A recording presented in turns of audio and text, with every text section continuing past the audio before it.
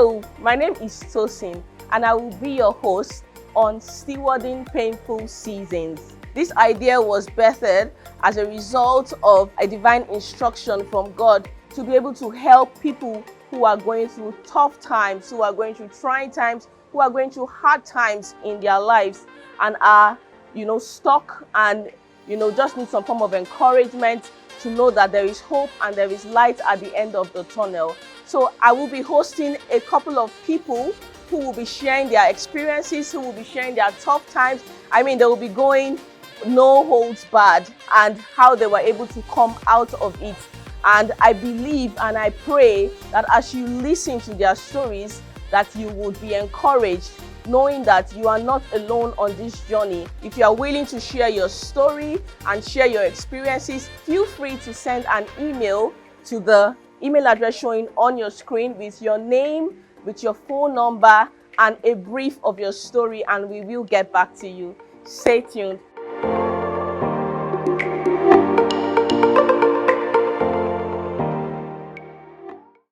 Hello everyone, you're welcome to another inspiring episode of Stewarding Painful Seasons. So just before I introduce my guest, I would like to talk about my book, Finding Purpose in Pain. You can get it on Amazon, on Seller. The link will be on the screen and also in the box at the bottom of this video. You can get the hard copy, you can also get the soft copy and the Kindle copy. All right, so let's get right into it. I have a guest in the house and she will introduce herself, tell us about a little bit about her background before we go into the session proper. You're welcome, my sister. Thank you once again. My name is Ada Obikoya. Okay, the full name is actually Adezi. Adezi. I need to start owning that name. Yes. Adezi Obikoya. I am the third out of 5 siblings. I have 3 brothers and 1 sister. I'm married, I have 2 kids. Presently, I'm running a real estate firm. I'm into real estate sales and marketing. Yeah. It's called SBC Realty. That's what I do for now. My background was quite an interesting one because my father was a civil servant. Okay. So we moved around a lot. We have lived in Different places. I lived in Delta State. I've lived at Ore in Ondo State. I've lived at Abaji, a town very close to Abuja. I was just about to ask about which one is Abaji. It's a town very close to Abuja. I've lived at Shagam in Ogun State, and we finally settled at Ikorodu. Okay. Because my mom was tired of moving too. Because she also wanted to just settle down for something. So my father was a civil servant. My mom was a teacher. I would describe my parents as extremely generous people.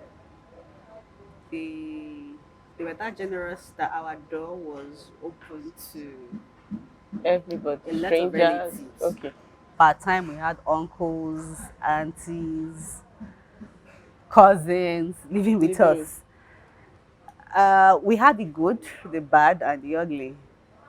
In fact, you remember that sitcom, Fuji House of Commotion? House was not exactly of commotion per se, but that was how the crowd used to be. And I remember one time my father had confided in me to say, I want to buy coaster bus. I said, why do you need a coaster bus? And he was like, instead of us to be driving 3 cars, when we need to go to church, just carry 1 bus and everybody is inside. We laughed about it. He never really bought it though. It was all fun and all good. In fact, I remember because I'd moved a lot of primary schools. I think I'd attended like 5 primary schools because of the way we were moving. I didn't exactly really have friends like that. Most of the friendship just had ended in school. And because of my introverted side, I think I was just okay because I had a lot of family to relate to it. when you come home, you have your cousins. You have, I mean, there was really no need to, even when we eventually settled and stayed in one place, it was just like that for me. I just talked to my family. If we want to do birthday party, anything, we don't need crowd. Our crowd is more than enough. So it was all well and good and fun. Okay, so at what point did did things change? I'm sure that's also the beginning of the experience that you want to share. Yeah. So it happened that my father died. Okay. The kind of person my father was had a very unique relationship with my dad. He was this type of person that, though he wasn't around a lot, but the few times that he was around, he made us feel his presence. So I would say he was quite good with his presence and also presence, because he was very good at. He was my bestie because I didn't really have friends growing up, so I would literally like pour out everything to him. And we talked a lot. There was nothing I could not discuss with my father. I remember the first time when I started my menstruation. It was my dad. Wow. And I just walked up and I said, see, the thing we are spoke about, so it has happened. It has happened. So how do we get from here? He gave me money. He gave me money to buy pads. After a while, he said, see, you know what? Why don't we... Your mom? My mom was... Okay. She was, everybody just had who they vibed with. My mom was a very cool person.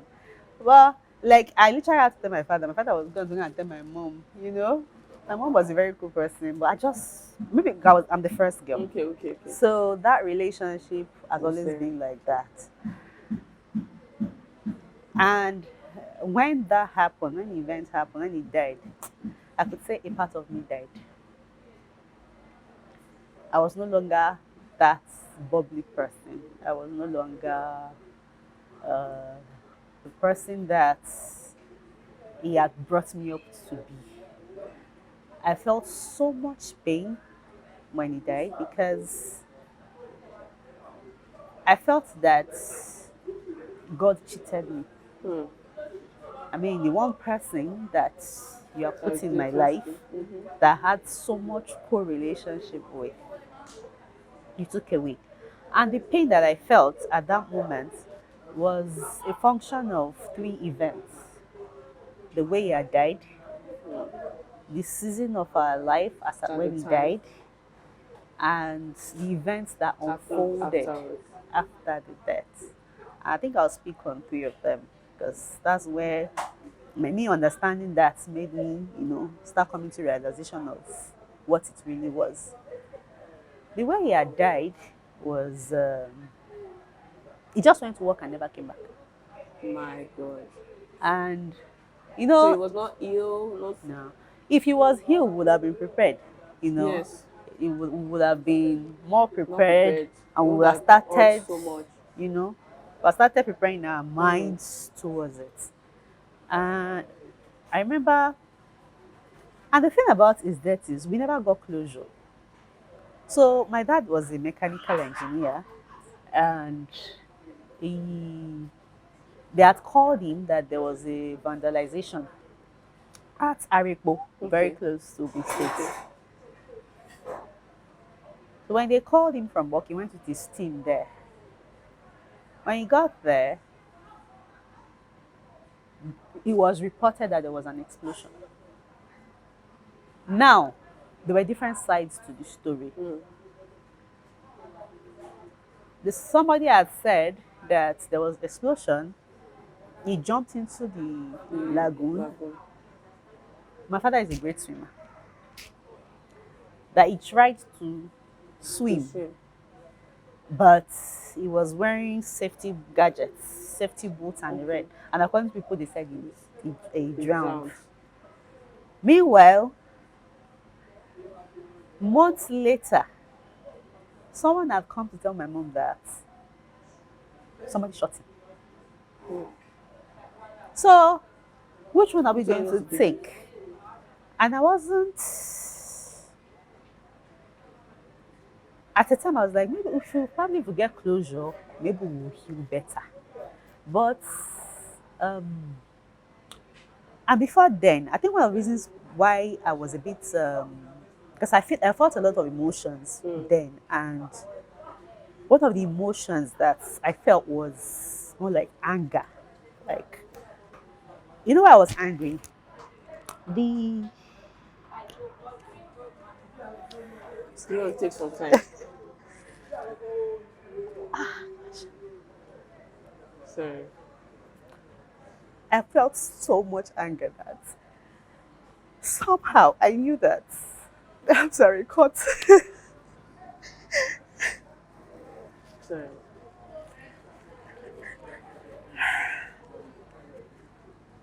All right, so I had a lot of emotions, and I think one of it was anger. Like, I was a bit angry with God. You know why?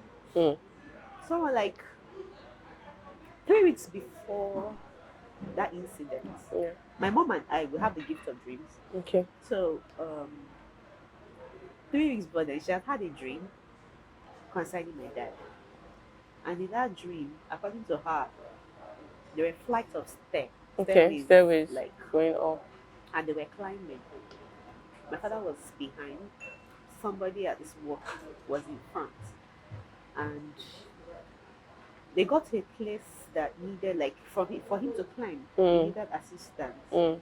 So in the dream, according to what she said, when my father had stretched out his hand, the person released his hand and he fell. It fell.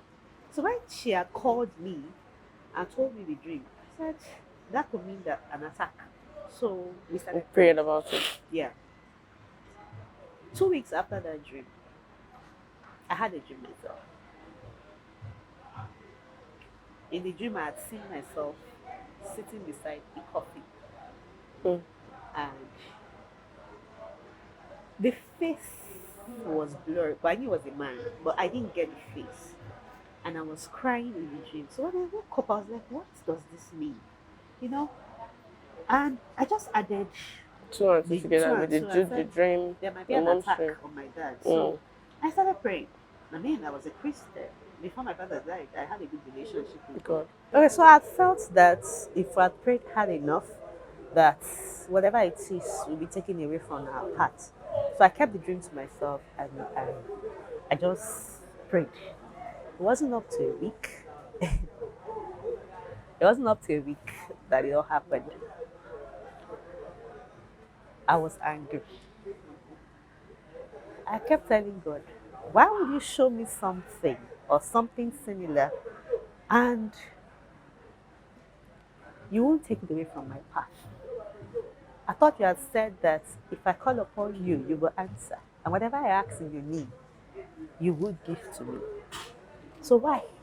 I was really, really angry.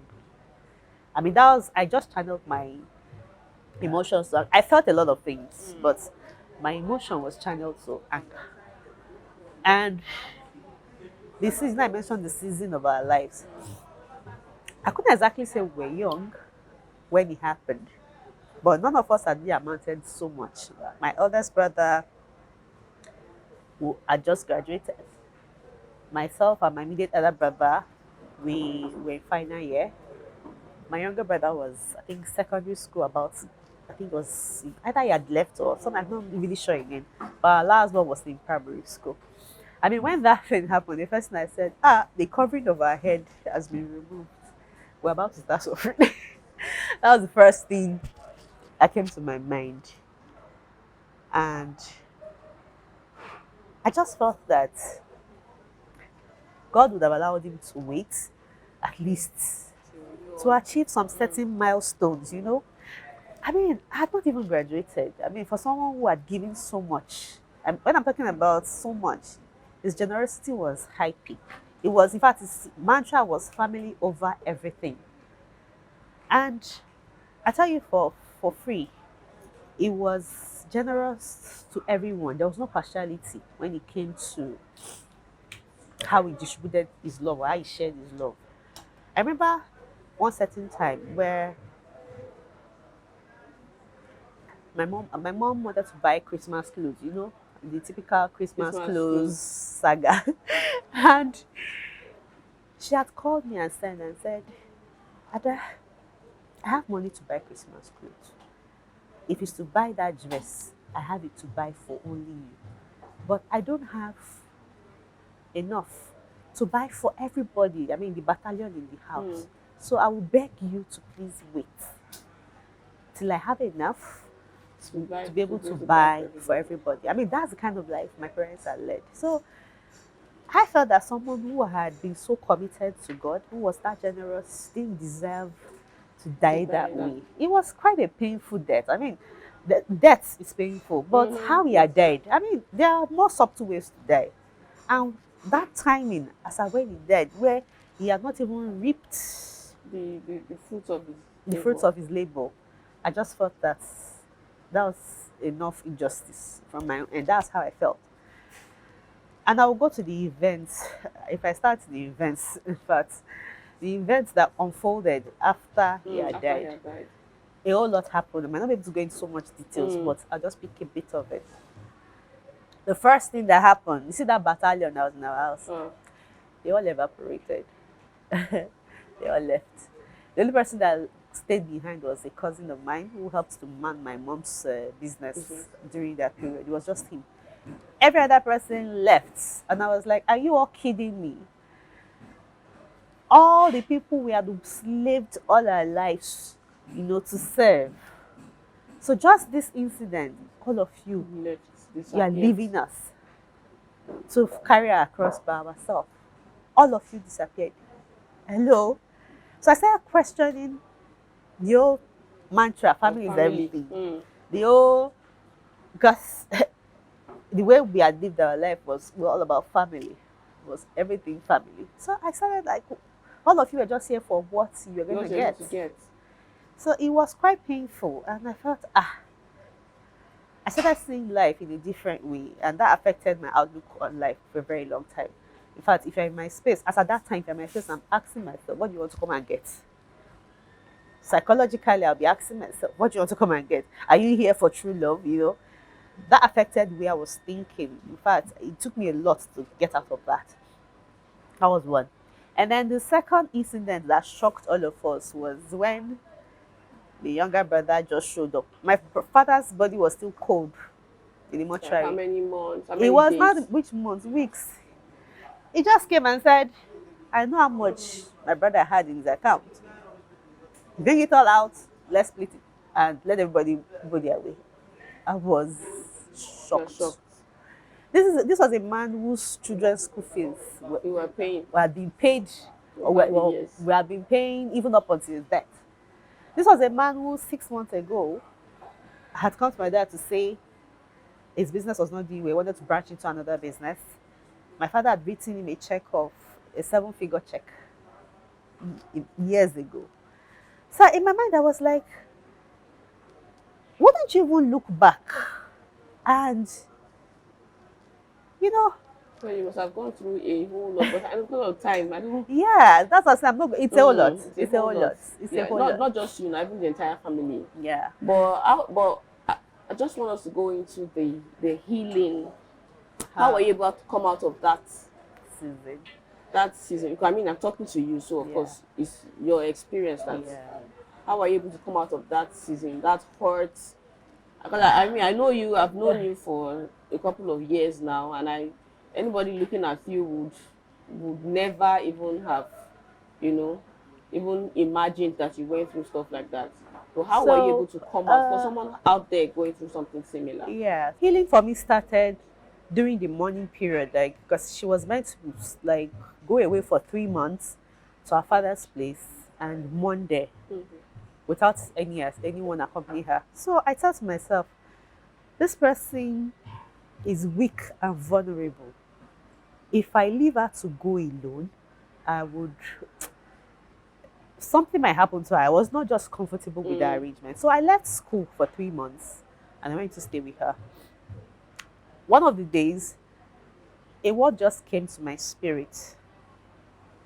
And the word was, do not mourn like someone who doesn't have anyone, but mourn like you have God. And I said, I do not have anyone. Because as at that time, you do not have anyone, literally. In fact, God was far from me as far as I was concerned. And I told myself that if God did not hear me when I was crying out to Him before the incident, I didn't see any reason why I would have to crawl back to Him. So that word kept on coming.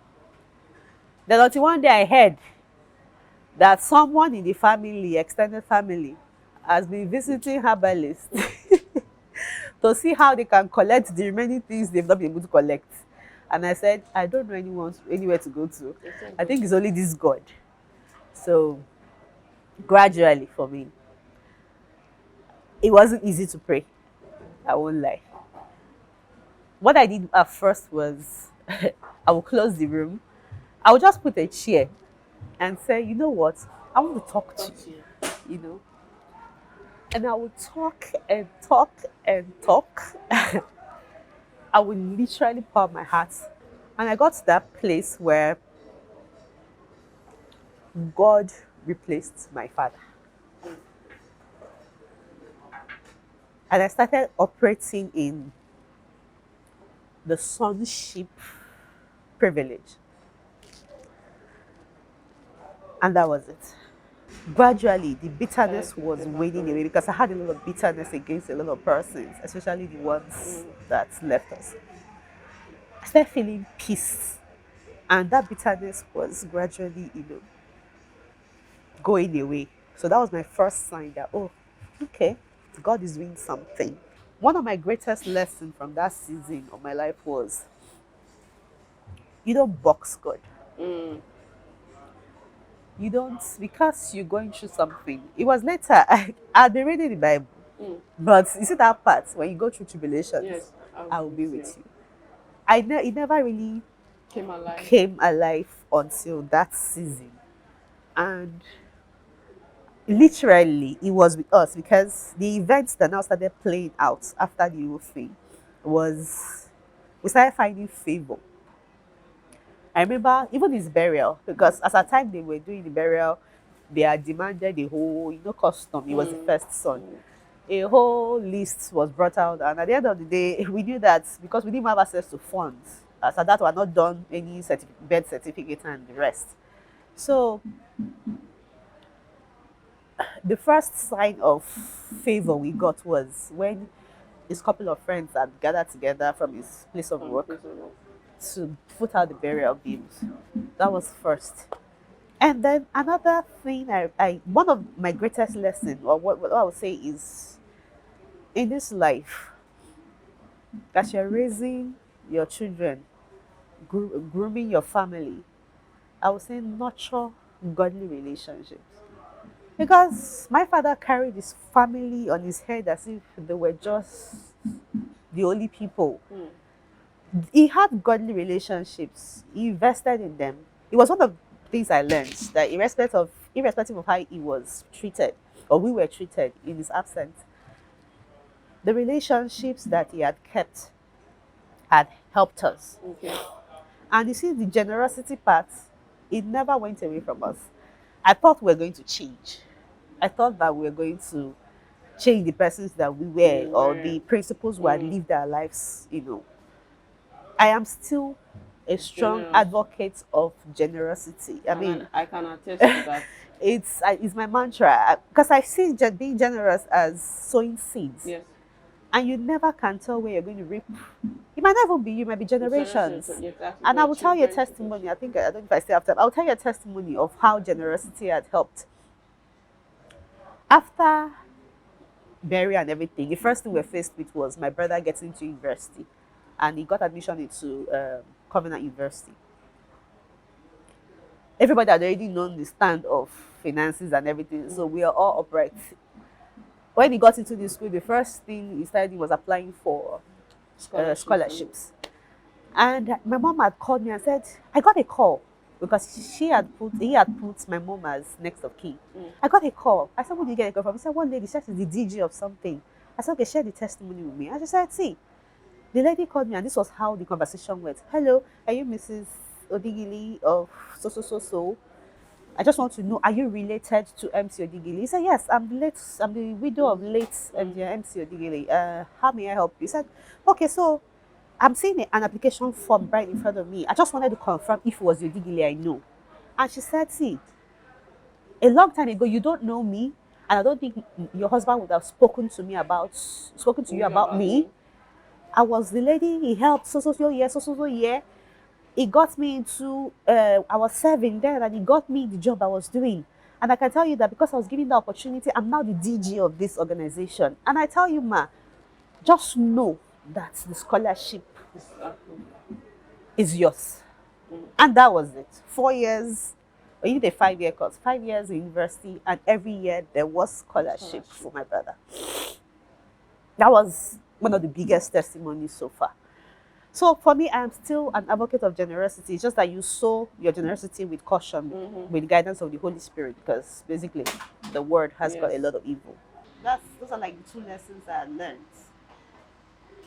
Not box, when I said to me, not Don't box God, generosity. Live a life of growing godly relationship, irrespective of how you are there for your family.